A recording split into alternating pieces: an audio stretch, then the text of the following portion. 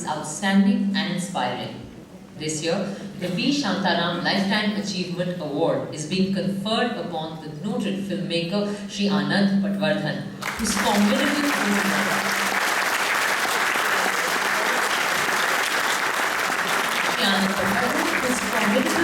spans over half a century. Mr. Patwardhan is here with us today. I would also request Sri Raghavendra Singh, Joint Secretary Films, and Guru Sir is here as well, to please join us on stage. May I request the Honorable Governor of Maharashtra to present the V. Shantaram Lifetime Achievement Award Trophy to Shri Patwardhan.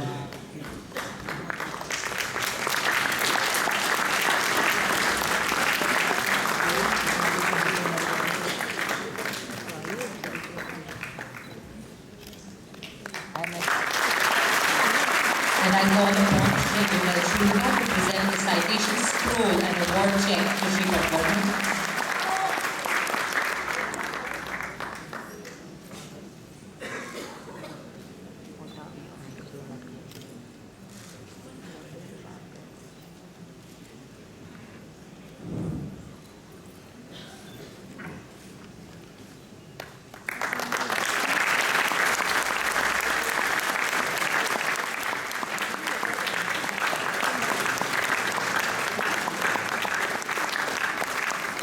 Anand Patwardhan is one of India's most distinguished documentary filmmakers who is known for his committed filmmaking and a liberal and humanistic worldview.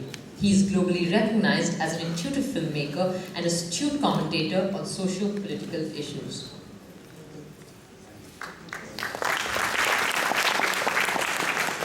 Shri Patwardhan has made a number of path-breaking films which have won awards and laurels at international and national levels, including Yamagata, Mannheim, Freiburg, Vancouver, Toronto, and MIFF. And he should speak to you now.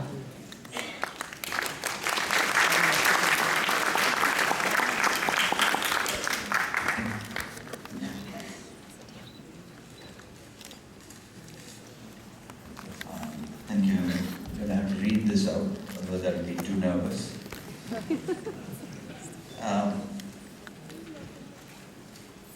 I have mixed feelings this evening as I accept this Lifetime Achievement Award.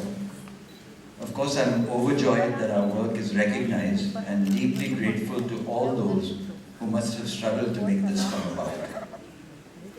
I have been very lucky.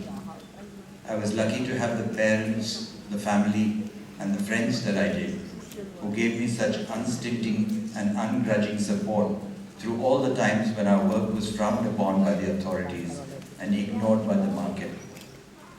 I'm also lucky that despite opposition, many of my films got recognition both in India and abroad. Here is where my mixed feelings come in. My films are nothing without the causes they speak about and the people they champion. Today, if I ask myself whether these films really made a difference to the people and the causes they are about, I would have to admit that the difference is marginal. Let me give just a few examples. Prisoners of Conscience, completed in 1978, was about political prisoners in independent India. Today, our jail population continues to rise as our system refuses to grant bail even to those who have been in detention without trial for years.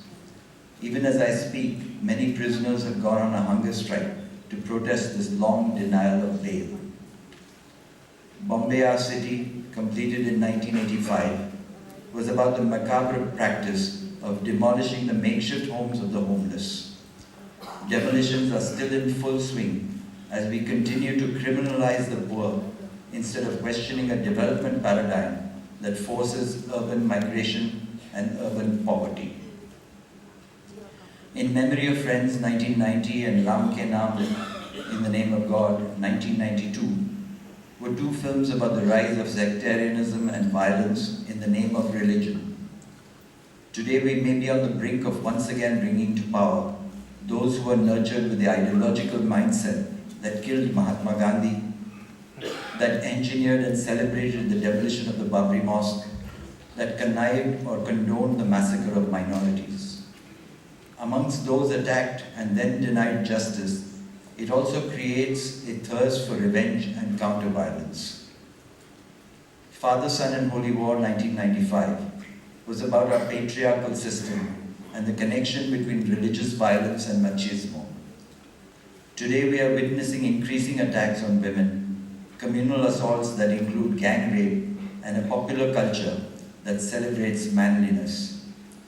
And we have a prime ministerial candidate who publicly boasts of his 56-inch chest size, even as crimes of omission and commission during the pogroms of 2002 are forgotten and forgiven by the entire corporate world and its embedded media. In Narmada Diary 1995 was about the destruction and displacement caused by the gigantic Sardar Sarovar Dam, and about a people's movement that forced the World Bank to stop further funding to the project. Today the dam is almost complete, yet the water, instead of reaching the thirsty and drought-prone areas, is being electrically pumped to serve water parks and promenades in urban Gujarat. War and Peace 2002 was about India's tragic decision to join the infamous nuclear club and become a nuclear weapons-wielding state. As Pakistan replied in kind, the region plunged into nuclear insecurity and uncertainty. Today, our departing Prime Minister, when recounting the few achievements he is proud of, lists at the forefront a nuclear deal with the USA that lifted an embargo on India's nuclear program and allowed it to plan a huge increase in nuclear plants across the country.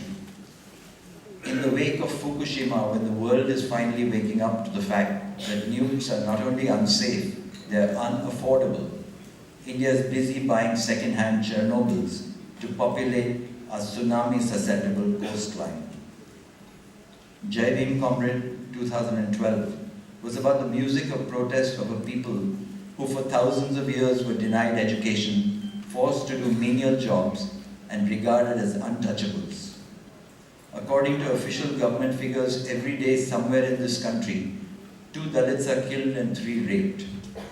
In our film, one of the many groups protesting these atrocities was the Kabir Kala Manch, the KKM. By the end of the film, KKM members had been forced to go underground after police began to brand them as Maoist Naxalites. After Jai Bhim Comrade won awards, including one at the last MIFF, and was extensively written about, we formed a KKM Defense Committee. Finally, the KKM decided that with civil society support, it was worth it to come overground. They did a non-violent satyagraha by singing outside the Maharashtra Assembly and were arrested. 3 of them eventually got bail thanks to a High Court order. But 10 months later, 3 others are still in jail. They all gave themselves up voluntarily, expressing faith in democracy. Their only weapons were their songs. Today it is really our political and judicial system that is in the dock. So I say that my feelings are mixed. Added to the bittersweetness of this moment is the fact that my parents, to whom I owe everything, are not here anymore. Nor are many of the protagonists in my films, people like Pujari Laldas, Jaimal Singh Padda, and Shahid Vilas Gogre, who gave their lives for what they believed in. And during this long journey, I have also lost many of my beloved and admired friends in the filmmaking fraternity. People like Parvez Merwanji, Sharad Chandran, Tariq Masood, and now Peter Wintonic. I'm sorry for taking so much of your time. I'm deeply grateful that my work, and through it, the work of so many others, has been recognized. I only hope that such awards will make our work and our causes more visible. Once that happens on a bigger scale, I'm confident that change will come. Thank you.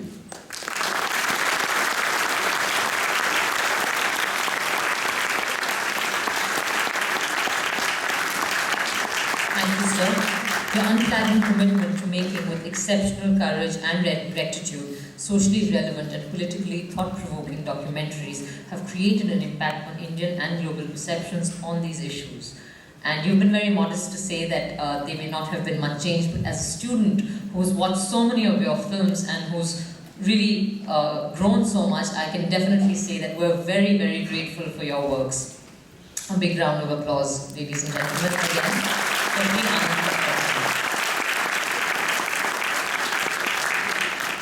I now request Honorable Shri K. Shankar Narayanan, Shri Vimal